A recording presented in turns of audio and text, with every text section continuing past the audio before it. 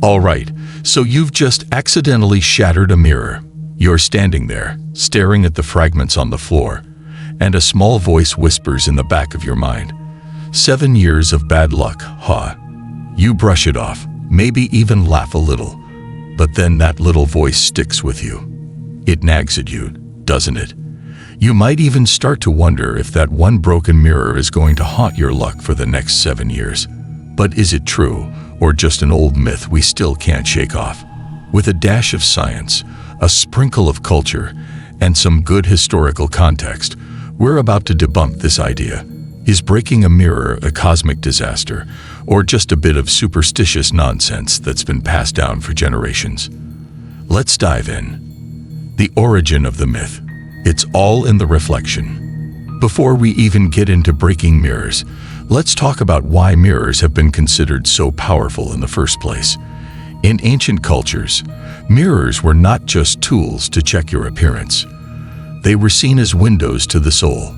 Ancient Romans, Greeks, and Egyptians believed that mirrors had a mystical connection to a person's soul or spirit. The ancient Egyptians, in particular, believed that mirrors reflected not only the body but also the soul's essence. In fact, some Egyptian myths held that mirrors could trap a person's spirit, and breaking one could cause harm to the soul. The origin of the 7 years of bad luck superstition likely dates back to these ancient beliefs. The idea is that the mirror didn't just reflect your physical appearance, it trapped parts of your soul. When you broke the mirror, you were believed to fracture that connection, causing the soul to be harmed. The number 7, a number considered sacred and mystical in many ancient cultures, was chosen to represent the time it would take for the soul to heal. In Roman times, life expectancy was much shorter, often less than 30 years, so the concept of 7 years might have seemed like a lifetime of bad luck.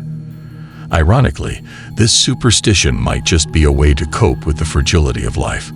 If the mirror broke, you would be cursed for 7 years, but the healing process was meant to symbolize the soul's ability to recover. Cultural beliefs around the world. Believe it or not, breaking mirrors isn't universally tied to 7 years of bad luck. In fact, depending on where you live, the superstition can take on different forms, often with regional twists. In Italy, for example, breaking a mirror is considered a bad omen.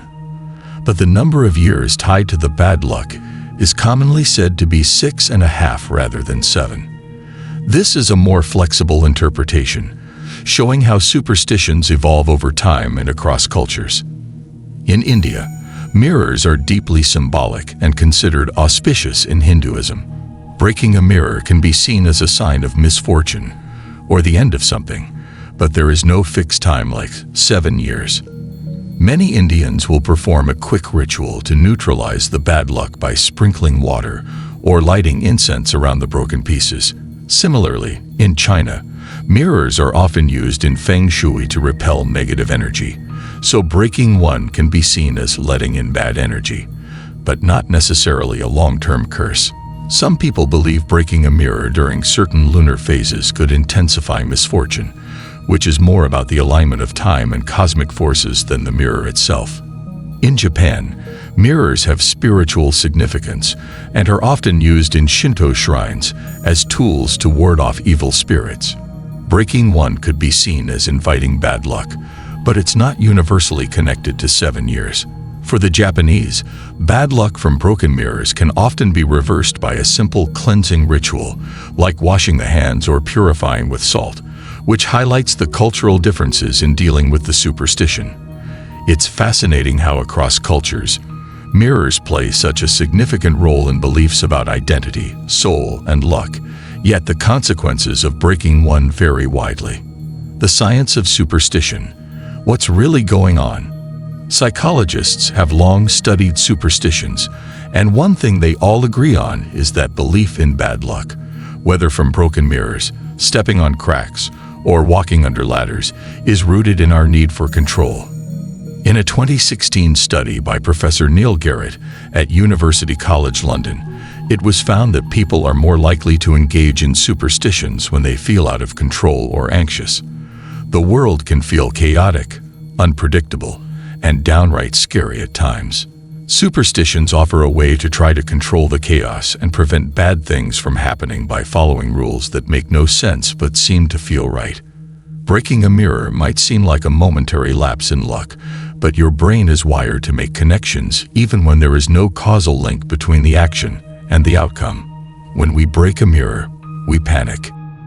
We feel like we've unleashed bad energy or done something wrong. That feeling is actually just our brain responding to the perception of misfortune. It's called cognitive bias, and it's the same thing that makes people see patterns in random data. In 2004, psychologist Richard Wiseman found that people who believed in bad luck were more likely to notice unlucky events, thus reinforcing the belief.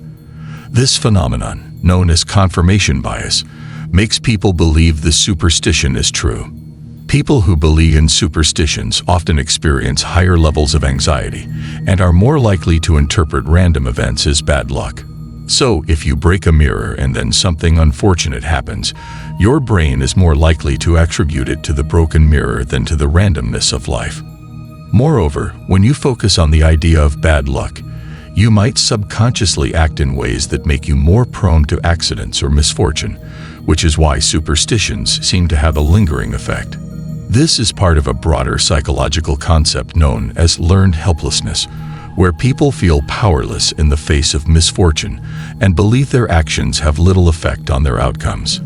Modern-day perspectives, the age of rationality, and TikTok. Let's be honest, most people aren't losing sleep over a broken mirror anymore. We live in a world where technology rules, and superstitions are almost seen as quaint relics of the past. But that doesn't mean they've disappeared. In fact, some people have fun with them. TikTok is full of superstition challenges, where creators break mirrors on purpose just to see if the myth holds up. But here's the kicker. For most people, breaking a mirror is just a minor inconvenience. A few glass shards to clean up, maybe some minor cuts to deal with. Keep those band-aids handy, and life goes on. The idea that you're going to be cursed for 7 years doesn't seem to faze most of us anymore. For those who still believe, though, many simply perform a quick ritual to reverse the bad luck. Some people bury the broken pieces in the ground, while others wash their hands with salt water. No judgment here. If that's your thing, more power to you. What to do if you break a mirror and don't want bad luck? So, what should you do if you break a mirror and don't want to invite bad luck?